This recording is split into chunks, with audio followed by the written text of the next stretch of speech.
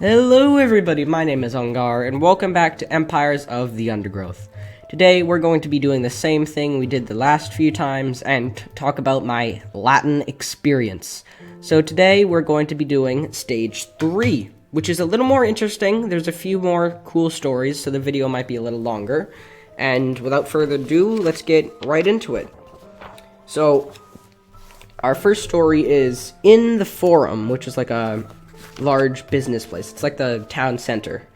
So Caecilius is not in his house. He's going to the Forum, and he's working in the Forum because he's a banker. He's counting money, and he looks around the Forum, and look, an artist is walking in the Forum. The artist is Clara.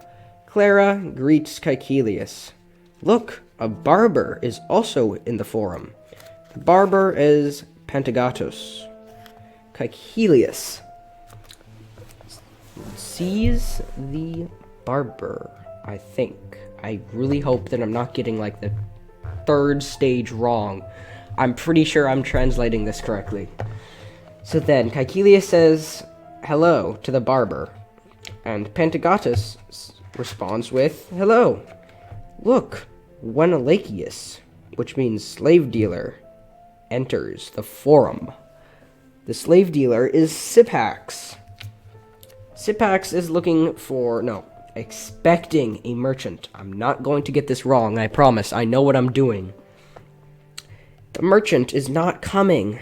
Syphax is angry. Syphax curses the merchant. So that's just like a beginning story. Syphax is not happy. He's cursing. 90% of all stories in the Latin experience will involve someone cursing or beating someone, because this is Latin. Anyway, the next story isn't really that interesting. It's about the artist painting something. Not going to tell you what she's painting, because the picture, if you take Latin, you know what she's painting on page 29, stage 3. But family friendly, so I'm not going to tell you what she's painting. There are no words to translate for it. But some cool words are werberat, which is striking, which eventually will evolve into was beating, which will be used later. There's pulsat, which means knocks or hits. Let's see, magnus, big and large. Some other cool words, big words.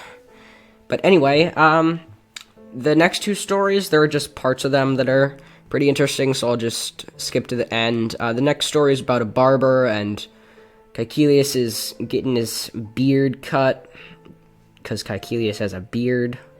And there's an old man in there. The old man is currently having his beard cut while Caecilius waits, and a rude poet is mocking the barber.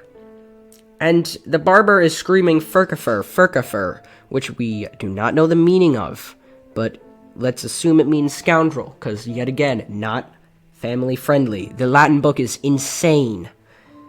Now, the old man is terrified because the barber is not paying attention to cutting his hair. The barber cuts into the man's face, and it literally says multus sanguis fluit, which means much blood flows.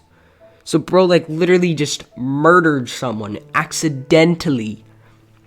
A funny thing is our teacher told us before we started reading the story that one girl way far back said that they didn't really like blood, and Magister Davenport, which is our teacher's name, he didn't really think much of it because it's just words. It's not a picture, it's not a video, it's just some Latin words. She fainted. She fainted. How?